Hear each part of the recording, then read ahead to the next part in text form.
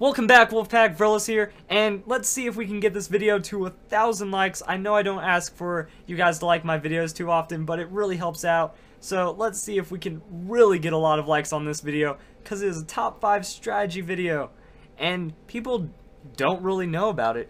And what I mean by that is this is the top 5 things you may or may not know about Pokemon battles in X and Y. I'm not trying to go with like little Easter eggs or events inside the game, mostly sticking to battle tech and flow and all the mechanics of Pokemon battles. And these are the top 5 things I've encountered that people should really know and understand that it seems like a majority don't. So let's jump straight into the list with number 5. Protect and all of its shenanigans.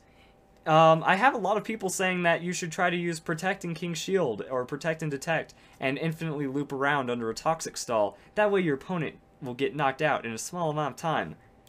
This is a very wrong fact. If you think that you can use Protect and King's Shield, or Protect and Thorny Shield, Protect and Detect, or Spiky Shield, and anything like that, it drops to 50% on the second use, even if you try to switch it up. They all share the same timer. Now, while this is a really obvious fact, and a lot of people probably already know it, this is for the few that don't understand it. Also, with Quick Guard and Wide Guard, you can spam Quick Guard and Wide Guard themselves. Like, they are no longer, they don't work under the consecutive use failure. But if you use Quick Guard and then Protect, Protect has a chance, the 50% chance, to not be successful on the consecutive usage. So that might be something people might need clarification on as well. Also, Feint, Shadow Force, and Phantom Force are the only 3 moves that can hit from Protect, and they remove the effect of Protect for that turn. I've encountered a couple people that were unaware of this as well. So maybe that clears a couple things up. Number 4. In Pokemon X and Y, due to the moves Trick or Treat and Forest Curse, you now have the ability to make an 8 times effective hit on a Pokemon, which pretty much means there is no hope at all for survival. That's just ridiculous right there. And one of the examples is if you use Forest Curse on a Scizor, he is now 8 times weak against fire.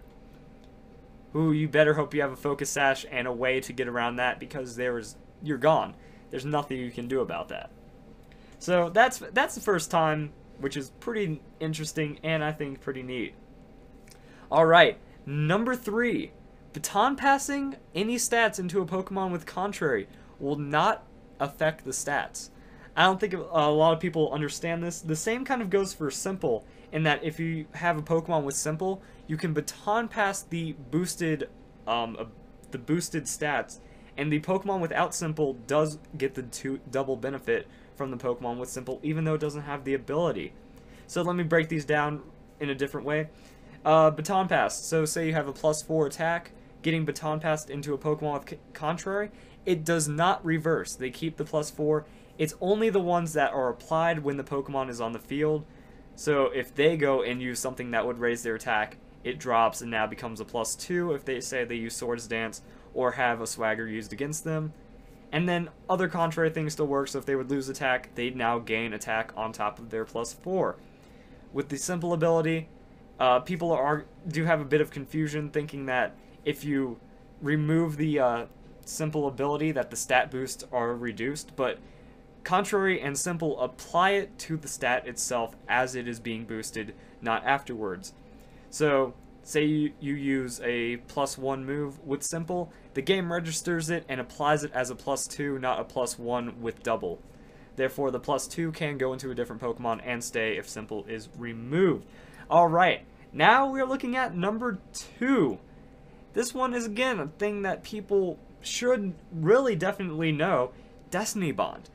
If Destiny Bond has been used and then you're thinking about using a priority move, do not do that, because Destiny Bond stays in effect until the opponent moves next, which means if they get hit by a Thunder Wave, or if they are in KO potential after using Destiny Bond, like say a Focus Sash or something, and you have a priority move, using that priority move will proc Destiny Bond.